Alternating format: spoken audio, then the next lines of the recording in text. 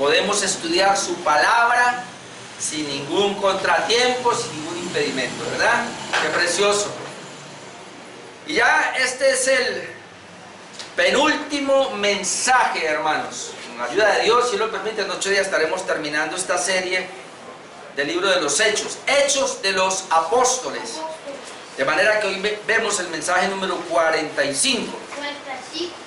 Serían entonces 45 mensajes. Nosotros estamos viendo al apóstol Pablo desde que fue tomado preso, quedó prisionero, y veíamos en los últimos 2 mensajes que él está en Cesarea. Y allí fue expuesto ante el gobernador Félix y él hace su defensa, Hechos capítulo 24. Pero veíamos en Hechos capítulo 25 que Félix es dejado o es sacado por Nerón de la gobernación y es puesto en su lugar Festo.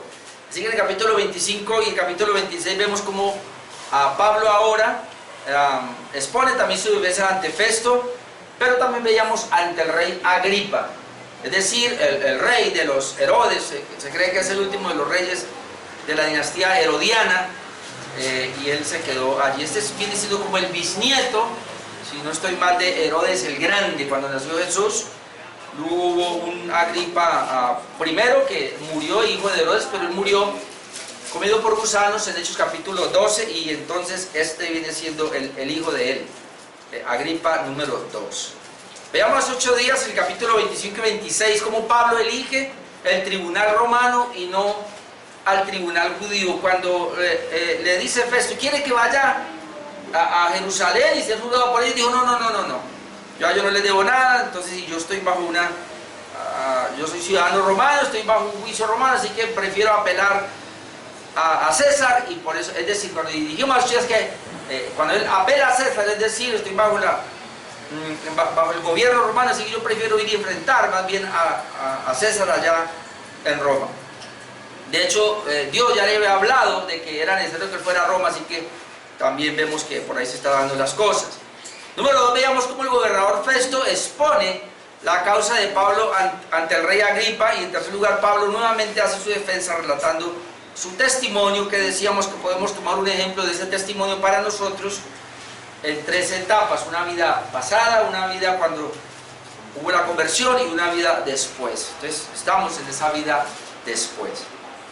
Hoy vamos a mirar, hermanos, el capítulo 27, que tiene 44 versos, y el título del mensaje es El viaje tempestuoso de Pablo a Roma.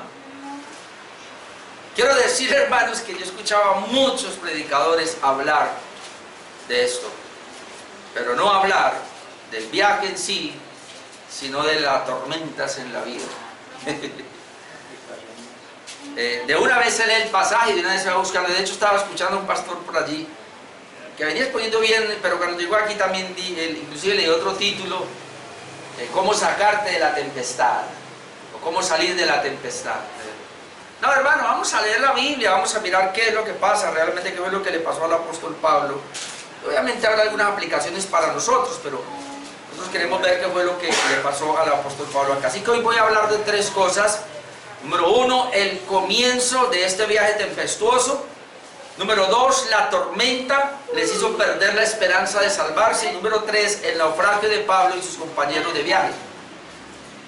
Entonces, antes de arrancar con el primer punto, recordemos dónde estamos. Hechos 26, 29 al 32, vamos a recordar las palabras de Festo y Agripa y el grupo que quedó allí, que escuchó a Pablo dar un veredicto sobre la inocencia de Pablo. Y esto es muy importante. Dice Hechos 26, 29, y Pablo dijo: quisiera Dios que por poco o por mucho, no solamente tú, sino también todos los que hoy me oyen, fueseis hechos tales cual soy yo, excepto estas cadenas. Recuerda que Festo dijo: está loco Pablo. Y Agripa dice: por poco me persuades a ser cristiano. Entonces la gente de Pablo dice: bueno, o sea, por poco o por mucho quisiera más bien que todos fueran como yo, excepto las cadenas que tengo ahora. Y entonces dice, cuando había dicho estas cosas, ahí termina Pablo, es cuando Pablo dijo estas cosas, dice que se levantó el rey, aquí al rey Agripa, y el gobernador, que es Festo, y Berenice, la esposa, aquí habíamos dicho del rey Agripa, y y los que se habían sentado con ellos, es decir, ahí está digamos, el consejo allá. Ellos se levantaron y dice, y cuando se retiraron aparte, hablaron entre sí diciendo, ahora note lo que dijeron, ninguna cosa digna, ni de muerte ni de prisión ha hecho este hombre. Agripa dijo a Festo, ¿podría este hombre ser puesto en libertad? Es decir, no nos queda sino dejarlo en libertad, si no hubiera apelado a César. La razón por la cual Pablo entonces sigue prisionero es porque ¿cómo se llama? Festo, obviamente tenía la responsabilidad ahora, porque recuerda que el gobernador Félix lo había dejado preso ahí por 2 años. Entonces Festo ahora tiene la responsabilidad o la obligación de mandarlo a Roma, ya que Pablo pidió un tribunal romano, entonces tiene que ir a César. Recuerde, a César has apelado, a César irás. Entonces ahora lo envía, y eso es lo que vamos a ver en todo el capítulo 27. La primera parte es el comienzo de este viaje tempestuoso, versículos 1 al 8. Esa es la primera parte de hoy, el comienzo de este viaje tempestuoso. Versículos 1 y 2 vemos como Pablo va con 100 soldados, van otros presos con él, va Lucas también con él y va Aristarco. Dice así Hechos capítulo 27, versículo 1 y 2, cuando se decidió que habíamos de navegar para Italia. Vea, otra vez aparece la palabra plural, habíamos. Desde el versículo 21 del capítulo 21 no lo veíamos. Pablo se había perdido. Lucas, el escritor, se había perdido. Algunos creen que era que él vivía en Cesarea, y cuando Pablo estuvo en Cesarea, obviamente pues allí cuadró todo para acompañar a Pablo en ese viaje. Entonces dice, cuando se decidió, o cuando digamos este gobernador decide, Festo, que ya es hora de que se vayan, dice que habíamos de navegar para Italia. Recuerden que la capital de Italia es Roma, para Roma. Dice que entregaron a Pablo entregaron a Pablo y a algunos otros presos. Entonces Pablo no va solo, Pablo va con otros presos. Lo entregan a un centurión llamado Julio. Este centurión Julio, recuerden, entonces va con 100 soldados, porque al ser centurión él estaba a cargo de 100 soldados, así que iban 100 soldados ya. Otros presos va Pablo, de la compañía Augusta, así llamaba obviamente esta compañía de Julio, centurión.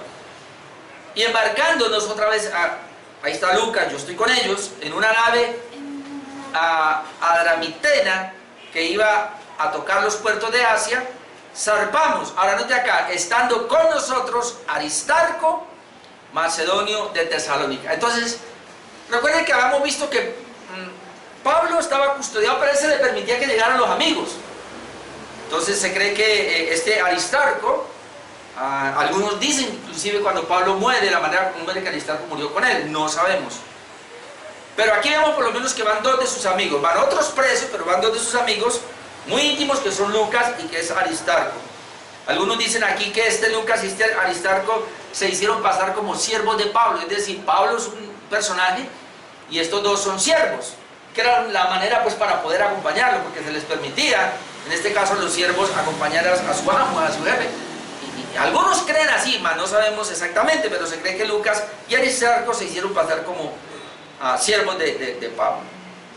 En el versículo 3 vemos que Pablo es tratado ahora humanamente por el centurión Julio. Dice el verso 3, al otro día, ya comenzaron, se fueron ya, al otro día dice que llegamos a Sidón, la primera parte donde ellos llegan. Y Julio, tratando humanamente a Pablo, le permitió que fuese a los amigos para ser atendido por ellos. Entonces en Sidón obviamente Pablo había llegado y se han allí levantado cristianos, habían creyentes allí, muy posiblemente Pablo va donde ellos y la idea era para ser atendido por ellos. Es la manera como dice que este Julio o este centurión trata de una manera humana al apóstol Pablo, al permitirle obviamente tener amistad. Y algunos creen que aquí era que ellos digamos, lo abastecieron de las cosas que necesitaba para ese viaje. No era un viaje, hermanos, corto, era un viaje muy largo, de meses inclusive, pero tenían que ir por el mar, todo el mar Mediterráneo. Ahora es posible acá entonces que Julio representara al emperador en la realización de tareas especiales, tales como escoltar prisioneros importantes. Parece ser que esa era la tarea de esta compañía y por eso se lo encomiendan al apóstol Pablo. Versículos 4 y 5 vemos que debido a los fuertes vientos, por eso yo puse el tormentoso viaje de Pablo a Roma. ¿Por qué? Porque vamos a ver no solo uno, sino una cantidad de vientos que se presentan, huracanes, algunos hasta le ponen nombres allí. Versículos 4 y 5 vemos esos vientos. Y entonces la nave tuvo que comenzar a bordear siempre la costa. Siempre vamos a ver eso, que la nave no cogió mar adentro, sino que ellos iban bordeando la costa pues, por el temor a esos vientos que se levantaban con frecuencia. Versículos 4 y 5 dice: y haciéndonos a la vela desde allí, desde el puerto donde estaban allá, navegamos a Sotavento de Chipre. Volvieron a pasar por ahí, porque los vientos eran contrarios. Imagínense, están navegando contra el viento, es lo que quiere decir acá. Y habiendo atravesado el mar frente a Cilicia y Panfilia, arribamos a Mira, ciudad de Licia. Atravesando el mar frente, es decir, y nos está hablando entonces de que ellos iban por bordeando la costa. Y se hace más largo el viaje, es decir, porque atravesar el mar pues era peligroso por estos vientos tempestuosos que vemos aquí, que dicen que les eran contrarios. Versículos 6 al 8 dice que el centurión entonces los embarcó en una nave más grande para Italia. Cuando ellos llegaron allí a Mira, que es ciudad de Lidia, dice el verso 6, y hallando allí el centurión una nave alejandrina que zarpaba para Italia, y esto nos da a entender entonces que ellos no tienen una propia nave, sino que ellos tenían que pagar unos boletos, y a pesar que era mucha gente, el centurión tiene que meter los 100 soldados más los que él lleva en una embarcación, y cuando llegan allí a esta otra parte, también entonces tienen que buscar otra nave. Dice, y hallando allí el centurión, la buscó obviamente, una nave alejandrina que zarpaba para Italia, nos embarcó en ella.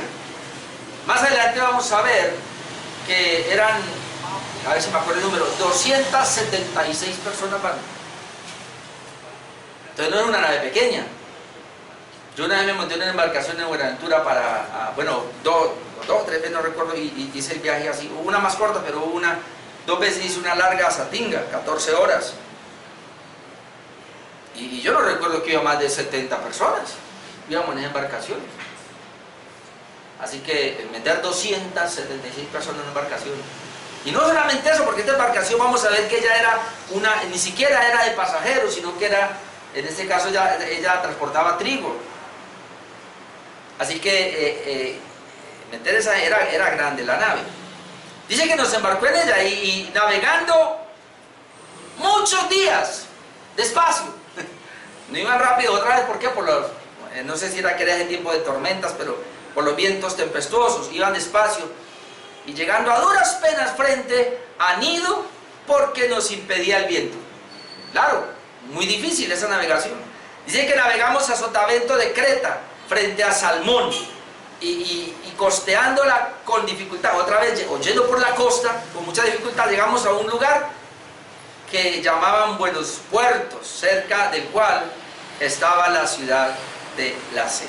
Entonces ahí ya nos está mostrando, que es el primer punto ahora, versículos 1 al 8, cómo Pablo cambia de embarcación, pero obviamente tienen que ir costeándola por la costa por los vientos fuertes que se presentaban.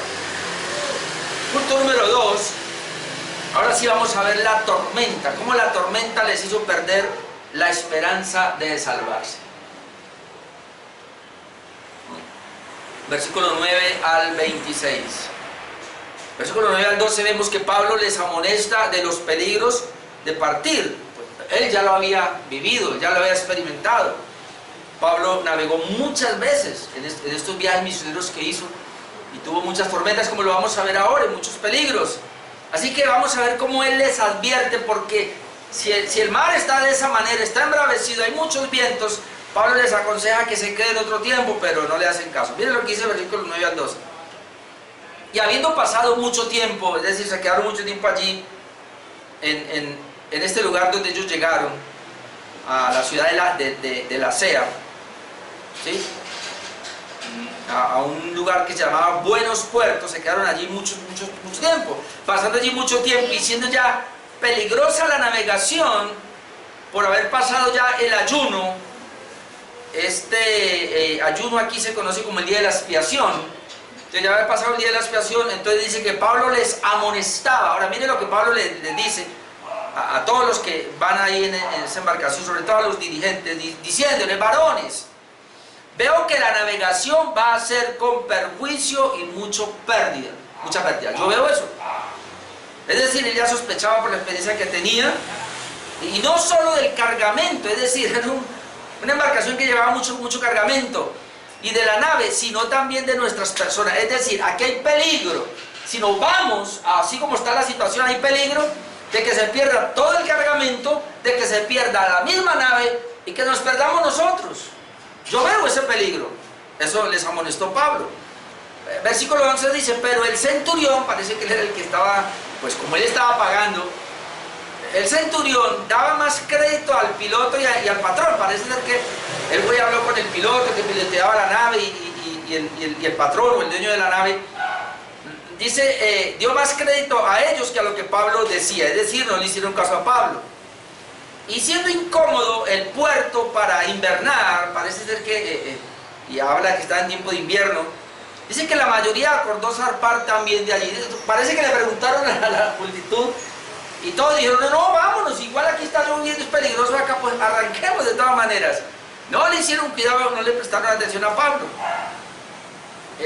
Dice, la mayoría acordó zarpar también de allí, por si pudiesen arribar a Fenicia. La idea era llegar rapidito, a Fénice, llegar rápido, puerto de Creta que miraba al noreste y sudeste, e invernar allí. No le hicieron caso, tal vez lo vieron sin experiencia, pero mire el experto. En 2 Corintios 11, 25 leemos lo siguiente. Pablo está hablando de su testimonio y dice: mira, 3 veces he sido azotado con varas, una vez apedreado, pero note acá, 3 veces he padecido naufragio. Ahí está hablando de, cuando escribe la carta de los Corintios, dice que 3 veces había padecido naufragio, así que él no quería un 4.º naufragio. ¿Qué era lo que él estaba pensando? No, pues si nos vamos, yo ya sé cómo es esto. He naufragado 3 veces en alta mar. ¿Por qué? Precisamente por estas condiciones. Entonces ahora se está presentando las mismas condiciones para un naufragio. Pues yo les aconsejo que no nos vayamos, pero no le hicieron caso.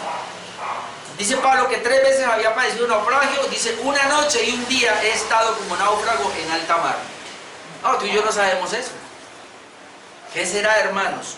Una noche y un día entero náufrago. Cuando dice náufrago en alta mar, es que la palabra naufragio es que la embarcación en la cual él iba se destruyó o se ahogó y él quedó solo en el mar. Ese es el famoso naufragio. La embarcación se perdió.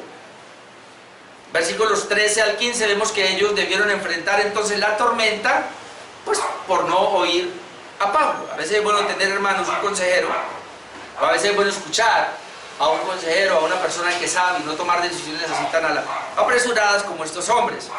Dice el versículo 13, y soplando una brisa del sur,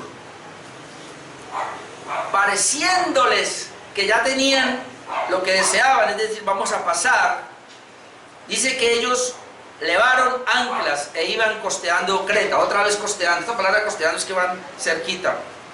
Pero no mucho después dio contra la nave un viento huracanado, es decir, un viento que viene con un huracán grandísimo llamado Euroclidón. Y siendo arrebatada la nave y no pudiendo poner proa al viento, nos abandonamos a él y nos dejamos llevar. Lucas está narrando lo que pasó. Perdieron el control. No pudieron pasar ese viento huracanado que tiene un nombre llamado Euroclidón. Y entonces, ¿qué hicieron? Se dejaron llevar porque ya no podían. ¿Para dónde nos va a llevar? Por lo que no le hicieron caso al apóstol Pablo. La palabra Euroclidón aquí es una mezcla de 2 palabras que significa viento del este y del norte. Eso es. Entonces, euro, viento del este, y clidón, en este caso, es del norte. Entonces es una mezcla de 2 vientos que hay allí y por eso los llamaban. Ahora, se dice que los marineros conocían muy bien esta tormenta y le tenían miedo a estos vientos huracanados. Eso es lo que podemos ver acá. Ahora, mis hermanos, yo le decía a mi esposa, la última vez que me profetizaron a mí, un profeta que lo tuve ahí al frente, me profetizó precisamente con esto. Esa noche me llamaron y yo fui porque venía un apóstol y yo estuve allí escuchándolo. Y él comenzó a hablar, pero de repente me llama y me dice, venga para acá, y me llamó y yo fui al frente y me comenzó a profetizarme. Obviamente yo estaba pasando por todas, inclusive yo había entregado, eso fue más o menos, me profetizaron, eso fue más o menos como unos 6 meses antes de comenzar esta iglesia. Yo estaba en la otra iglesia y por eso que me profetizaron. Y me acuerdo que él tomó estas palabras y él me mira y me dice, tu vida ha sido tormentosa y a usted los vientos lo han golpeado duro y han querido acabar con su vida, con su familia y con su ministerio. Hermano, yo estaba viviendo eso, pero Dios te da una palabra y te dice, hermano, yo lloraba escuchando esto, de verdad. Me acordaba de esto porque yo cuando leía esto yo decía, impresionante, porque yo he escuchado no solamente a él sino a muchos pastores hablar de esto.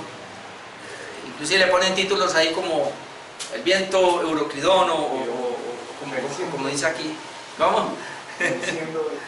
Venciendo a Euroclidón, algo así. Y es impresionante, pero ellos leen esto así superficialmente y todo lo sacan para los problemas de la vida, las tempestades de la vida, las tormentas, los ataques, claro.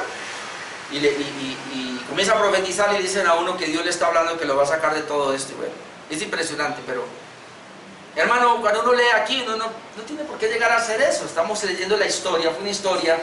¿Qué le pasó al apóstol Pablo? Y ahora este viento Euroclidón es para todo el mundo. Todos los que pasaban por ahí pasaban y ya hasta le habían puesto nombre a este viento huracanado que venía, que Pablo tuvo que pasarlo también. Y no solamente Pablo, sino todos los que atravesaron por ahí, como lo vamos a ver ahora más adelante. Inclusive llegó a haber muchas pérdidas de muchas naves en ese tiempo. Ahora, para aplicar ese pasaje a mi vida tendría yo que estar montado en una nave y en ese mismo lugar mediterráneo, ahora sí, para que Dios me libre del viento huracanado Euroclidón. ¿Ok? Entonces, no nos pongamos a inventar. Versículos 16 y 17 vemos que los marineros hicieron todo lo posible por no naufragar, porque esto era para naufragio. Dice el 16, y habiendo corrido a sotavento de una pequeña isla llamada Clauda, con dificultad pudimos recoger el stick, es decir, como ellos quedaron, ¿cómo se llama? A la deriva. Más adelante tal vez lograron, dice que lograron recoger el stick. El stick es una embarcación pequeña, en este caso, digamos, para salvarse, ¿cómo se llama eso? Un bote salvavidas, una especie de bote salvavidas. Y logramos recogerlo rapidito. Ahora imagínese usted cómo vendría si el barco estaba que se hundía ya, esa nave, y tal vez llena de agua, pues ese también estaba lleno de agua peor, pero igual lo tenían ahí como una reserva por si alguna cosa poder salir, salvarse. Y una vez subido a bordo, lo tuvieron que subir, dice, usaron de refuerzos para ceñir la nave. Y teniendo temor de dar en la sirte, arriaron las velas y quedaron a la deriva. Otra vez, lograron por un momentico recoger el stick, amarrar las velas, allí como dice, pero dice que ellos tenían temor, teniendo temor de dar en la sirte. Y aquí quiero traer un comentario del pastor fallecido lamentablemente hace 2 días, John MacArthur, honrando un poquito su ministerio, dándole la gloria a Dios por la vida de este hombre. Yo he basado mi comentario en lo que él dijo. Él escribió un comentario sobre el libro de los Hechos. Bueno, él tiene un comentario de todo el Nuevo Testamento, bien interesante. Pastor John MacArthur escribió en su comentario lo siguiente, hablando de la sirte. Dice, la sirte era el temido cementerio de barcos frente a la costa del norte de África. Temido cementerio de barcos. Dice que aunque la sirte aún estaba muy lejos, los marineros no sabían a qué distancia se hallaban, ni cuán lejos la tormenta podría soplar el barco. Echar el ancla flotante actuaría como un arrastre y ayudaría a evitar que la nave fuera a la deriva tan al sur. La idea era evitar eso. Dice que alternativamente la frase traducida, arriaron las velas, también se podría traducir como bajaron los aparejos. En ese caso dice que la referencia habría sido a bajar el mástil. que de otro modo sería destrozado por el viento huracanado. De cualquier modo que se traduzca, es obvio que los marineros hicieron ambas cosas. Habría sido autodestructivo echar fuera el ancla con el mástil aún aparejado. Bueno, los que saben de embarcación sabrán, pero la idea era tratar de frenar lo más que se pudiera la embarcación para que no se fuera hacia el sur, porque allá se encontraba la Sirte, que era donde por lo general los barcos llegaban allá, en un naufragio, y ahí era el cementerio de los barcos. Bueno, hay lugares así, esa famosa tengo las Bermudas, ¿no? ¿Cómo es que llaman eso? También como que ahí llegan embarcaciones y se pierden. Tiene que ser que de alguna manera hay un lugar donde hay que tener cuidado de evitar, porque se pierde, es decir, ahí quedaría la embarcación. Entonces eso era lo que ellos temían. Ahora, versículos 18 al 20 vemos que después de esta tempestuosa pérdida o perdición, también ellos perdieron la esperanza de salvar sus vidas. Y esto es impresionante. Versículos 18 y 20 dice: pero siendo combatidos por una furiosa tempestad, al siguiente día empezaron a alijar, y al tercer día con nuestras propias manos, no te lo comenzaron a hacer, arrojamos los aparejos de la nave. Todo lo que había en la nave que no era utilidad, tuvieron que sacarlo de la nave, alivianándola. 20, y no apareciendo ni sol ni estrellas por muchos días. ¿Usted se imagina? Ni sol ni estrellas, es decir, eso se convirtió en una oscuridad, una tempestad. Dice, y acostados por una tempestad no pequeña, acosados por una tempestad no pequeña, es decir, muy grande, ya habíamos perdido toda esperanza de salvarnos. Llegó el momento, y Lucas lo narra de esa manera, donde llegamos a perder toda esperanza de salvar nuestras vidas. Aún Lucas lo escribe de esa manera, porque hermanos, no es fácil. ¿Cuántos días vienen con tempestad? ¿Cuántos días vienen enfrentando los vientos? Se acomoda un poquito y otro. Y con el temor de ir a la Sirte allí. Y fuera de eso dice que ni el sol salía ni la luna, es decir, estaban en una tremenda oscuridad y lloviendo. Tan es así que vamos a ver más adelante que ellos ni siquiera les tenían deseo de alimentarse, de comer, es decir, vamos a dejarnos morir, es decir, ellos perdieron toda esperanza, como dice aquí, ya habíamos perdido toda esperanza de salvarnos, es decir, como alguien dijo, hasta aquí nos trajo el río, nos morimos. Versículo 21, entonces Pablo, como hacía ya mucho que no comíamos, ¿sí vio? No comíamos, yo sí que no, ni podían, no sé, difícil eso, pues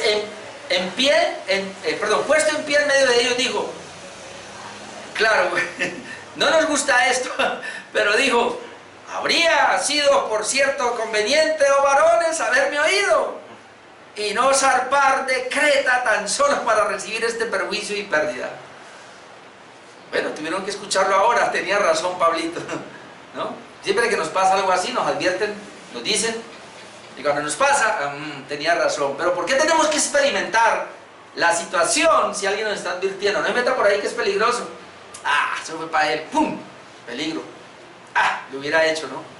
Yo he cometido muchos errores en mi vida y yo digo, si yo pudiera tan solamente haberme desviado un poquito, si me hubiera frenado un poquito, si yo no hubiera tomado esa decisión, pero uno no, muchas veces uno tiene que experimentar las cosas.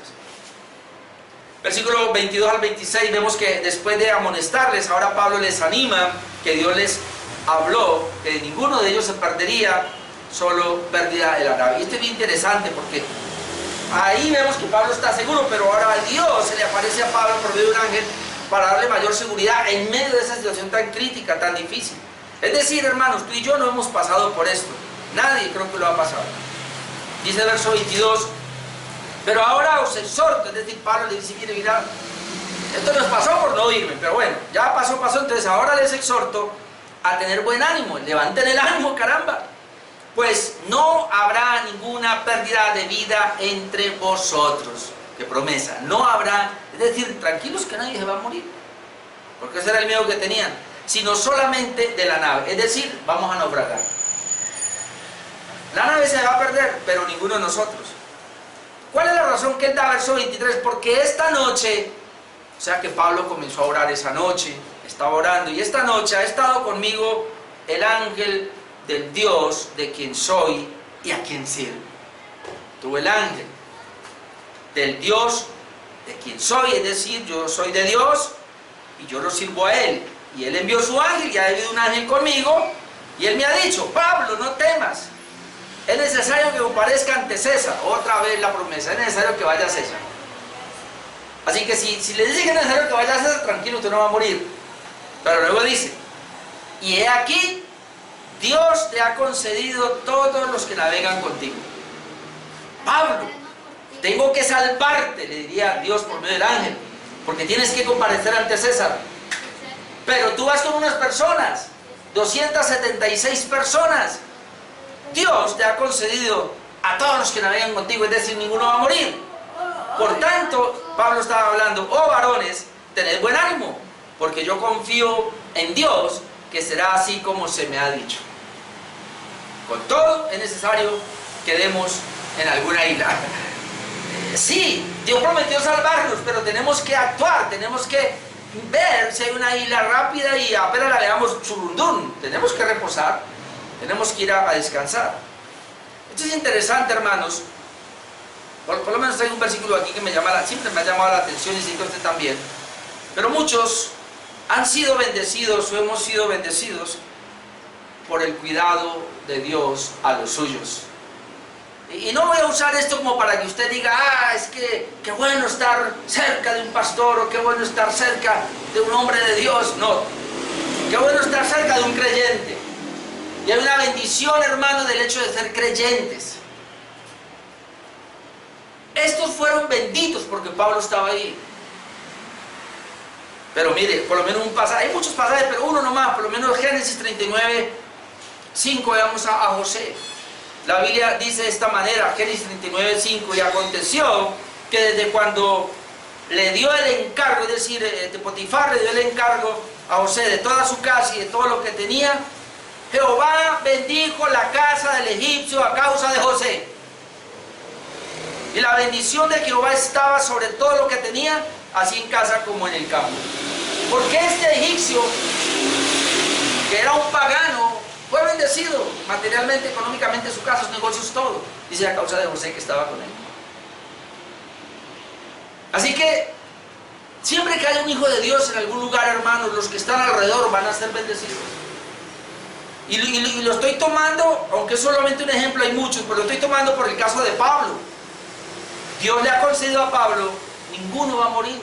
A pesar de esa turbulencia, de ese mar tan tempestuoso, ninguno va a morir. Y eso obviamente nos tiene que llenar de una responsabilidad, porque si tú y yo tenemos al Señor en nuestras vidas, donde vamos, tenemos que ser de bendición para los que nos rodean. Y tenemos que tener esa seguridad, que así como Dios nos cuida a nosotros, va a cuidar a los que van con nosotros. Así sean impíos, eso no importa, pero Dios los va a cuidar. Y número 3, hermanos, el último punto. Vemos como el naufragio de Pablo y sus compañeros de viaje, el naufragio de Pablo y sus compañeros de viaje, versículo 27 al 44. Verso 27-29 leemos que por fin encuentran algo de luz en aquella oscuridad. Dice el 27: venida la 14ª noche. ¿Cuántas noches van? 14. Uy, hermano, experimentar esto. Y siendo llevados a través del mar Adriático. Ahora no se asuste con el mar Adriático, que es un nombre que se le daba en ese lugar al mar Mediterráneo. Es el mismo mar. Y siendo llevados a través del mar Adriático, a la medianoche los marineros, note, los marineros sospecharon que estaban cerca de tierra. Olieron la tierra. Eran expertos, obviamente. Sospecharon que estaban cerca de tierra. Y echando la sonda, hallaron 20 brazas, algo así como 40 metros. Y pasando un poco más adelante, volvieron a echar la sonda y hallaron 15 brazas, es decir, como 30 metros. O sea que se estaban acercando a una costa. Pero hay un problema aquí. Y temiendo dar en escollos, echaron 4 anclas por la popa y ansiaban que se hiciese día. Es decir, nos estamos acercando, pero no sabemos si es una isla, no sabemos qué nos espera allá. Yo no sé cómo se llama, bueno, ¿cómo es que llaman esas cosas que son puras piedras, peñascos? No sabemos. Y es peor, porque imaginen, una embarcación la lleva y la choca y hasta puede incendiarse.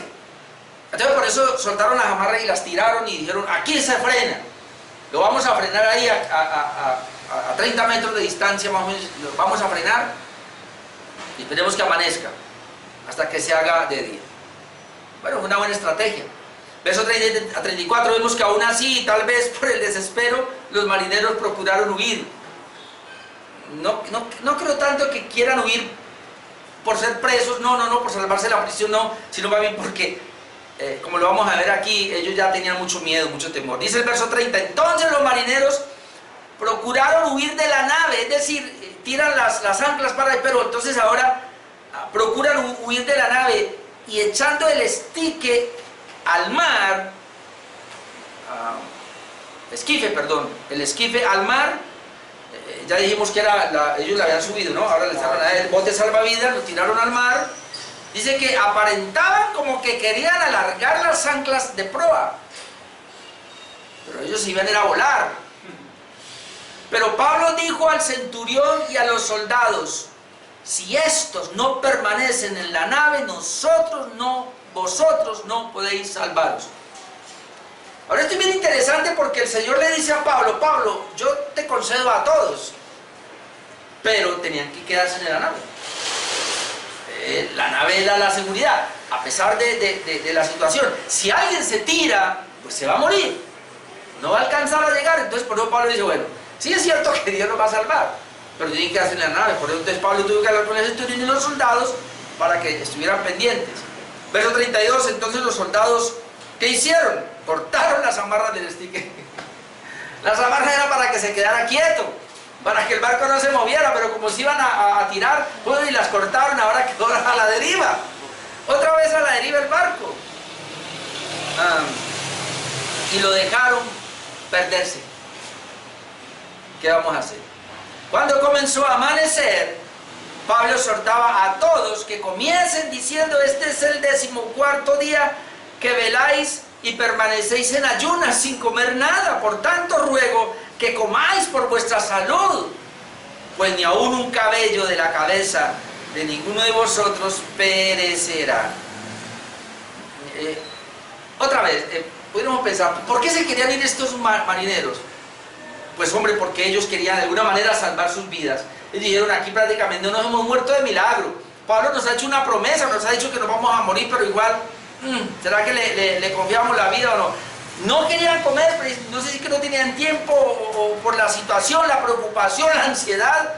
No les daba ganas de comer y Pablo los animó a que comieran y ahora les da una promesa y les dice, ni aun un cabello de la cabeza de ninguno de vosotros perecerá. Ahora esto es un proverbio, ¿no? Un proverbio muy conocido por todos los judíos, que ni un cabello de la cabeza de ninguno de vosotros perecerá. Bueno, así que le voy a mostrar dos pasajes donde está ese proverbio. Primera de Reyes 1:52. Aquí Salomón le dice a su hermano, no recuerdo cuál era el hermano que quería usurpar el trono, pero bueno, y él viene a pedirle misericordia. Entonces Salomón dice, Primera de Reyes 1:52, y Salomón dijo, si él fuere hombre de bien, ni uno de sus cabellos caerá en tierra, mas si hallare mal en él, si se hallare mal en él, morirá. Jesús también pronunció lo mismo en Lucas 21, 17, 18. El mismo proverbio, que era un proverbio judío, y Jesús también lo usó. Lucas 21, 17 y 18 dice, y seréis aborrecidos de todos por causa de mi nombre, pero ni un cabello de vuestra cabeza perecerá. Ahora, esa expresión de ese proverbio, ¿qué es lo que estaba diciendo? Tranquilo, que no va a morir. La idea es esa. Usted la va a sacar bien. No va a haber problema. No va a haber dificultad. Lo que está diciendo es eso. No se preocupe, quédense tranquilos, coman, que ninguno va a morir, ninguno va a perecer. Versículo 35 al 38 vemos que Pablo entonces colma los ánimos y los invita a comer, siendo él ejemplo obviamente. Verso 35, y habiendo dicho esto, tomó el pan y dio gracias a Dios en presencia de todos, y partiéndolo comenzó a comer. Pablo es ejemplo y él comienza a comer. Entonces todos, teniendo ya mejor ánimo, Pablo le había levantado el ánimo a esta gente, comieron también. Y éramos todas las personas en la nave 276.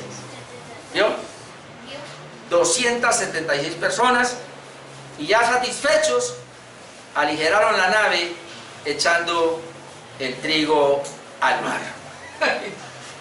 Ah, no lo habían echado todavía al mar, ahí lo echaron.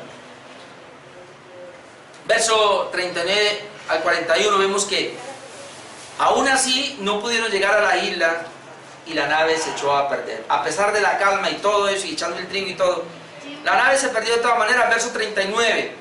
Cuando se hizo de día, que era lo que esperaban, no reconocían la tierra, pero veían una ensenada que tenía playa, en la cual acordaron varar o arrimar para arreglar la nave. Dice que si pudiesen la nave, querían arreglar la nave si pudiesen. 40. Cortando pues las anclas, los dejaron en el mar, largando también las amarras del timón, e izado al viento la vela de proa, enfilaron hacia la playa.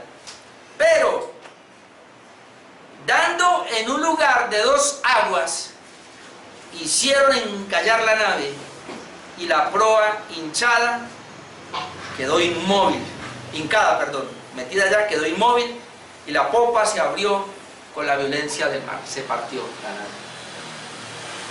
¿Qué hay que hacer ahí? Y quedó hincada, es decir, no se puede mover, pero están pegando los vientos, se parte la nave, entonces tienen que salir. Versículo 42 al 44 vemos, Pablo entonces es librado de la muerte por el centurión, y todos se salvan también. Mire lo que dice 42. Entonces los soldados, como eso pasó, ¿no?, acordaron matar a los presos. ¿Y quién va preso? Pablo. Pablo va preso también. Los soldados acordaron matar a los presos. Ahora, ¿por qué esto? Obviamente les voy a leer algo, pero el temor era que la Biblia había registro inclusive, que no podían dejar volar un preso porque pagaban con la vida. Entonces dice, entonces al ver esta situación, los soldados acordaron matar a los presos para que ninguno se fugase nadando. Y ya estaban cerquita ahí.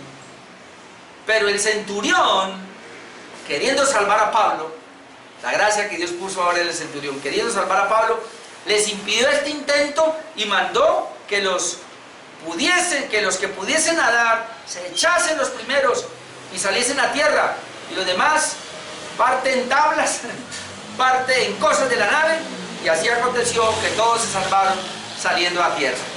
No murió ninguno, no pereció ninguno, no hubo necesidad de matar a nadie, porque todo esto Dios se lo había prometido al apóstol Pablo. Ahora miremos el comentario del pastor MacArthur aquí. Él dice: era evidente que el fin había llegado y era hora de abandonar la embarcación. Temiendo el castigo que enfrentarían si los prisioneros escapaban, los soldados acordaron matar a los presos para que ninguno se fugase nadando, aprovechando la confusión. Sin embargo, el centurión, queriendo salvar a Pablo, les impidió este intento. El apóstol había demostrado varias veces su valía, y Julio había llegado a respetarlo a medida que el viaje progresaba. Así que se hizo de mucha confianza. A manera de conclusión, hermanos,